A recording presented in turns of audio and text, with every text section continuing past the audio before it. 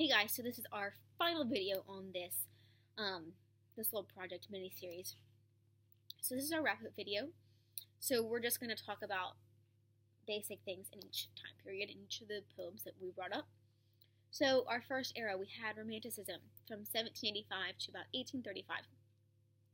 The two poems we explicated from that were Ode on a Grecian Urn and The Last Word. So those two are really key in giving the feeling of Romanticism. Now let's recall back that Romanticism had lots of nature, lots of emotion. They're referring back to simpler times before industry. They were really an anti-industry. They're also playing a little bit with, form and creativity, probably more so than the ones that we looked at for the later time periods, but that doesn't mean that it was not out there. So those were, the Romantics felt that that sense of, well, here's industrialization, don't really like it, so let's just pretend that it's not happening and let's just pretend like we're back on that farm.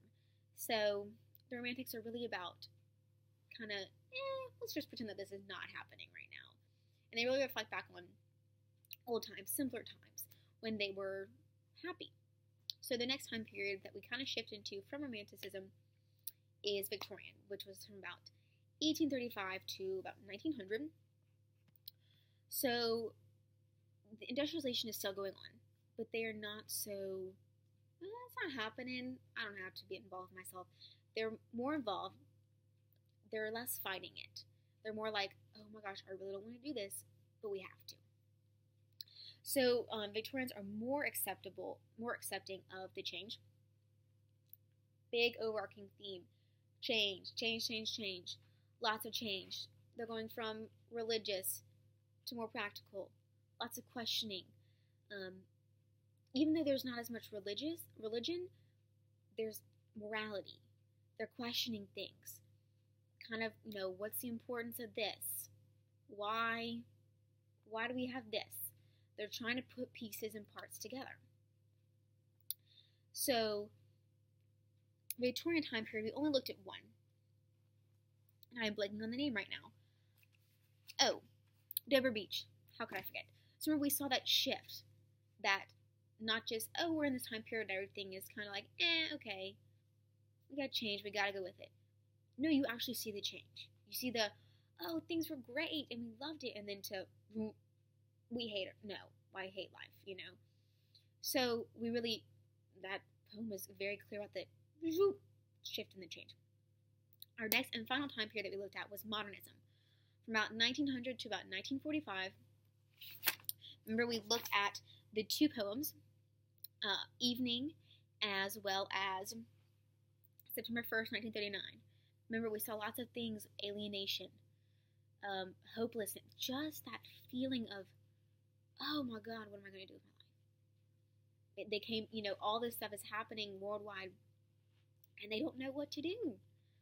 So, modernism is really just that struggle of, wow, I just went and saw a war, and I'm just going to sit back and let life happen to me because I don't know what to do.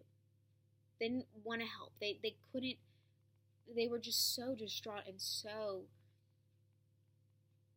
not hurt.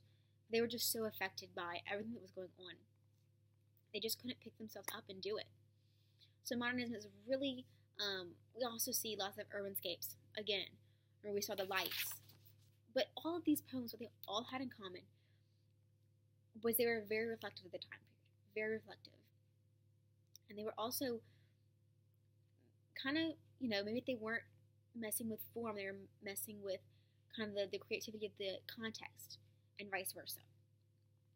So all of these things, they mimic the time period that they're in. They mimic what's going on around them, and they use classical elements still. They're not just, oh, let's throw all the rules out the window. They're not there yet. They still use caution when they're writing. They still are prepared. They still have everything that they need in them. They have alliteration, allusions, lots of Greek mythology in there.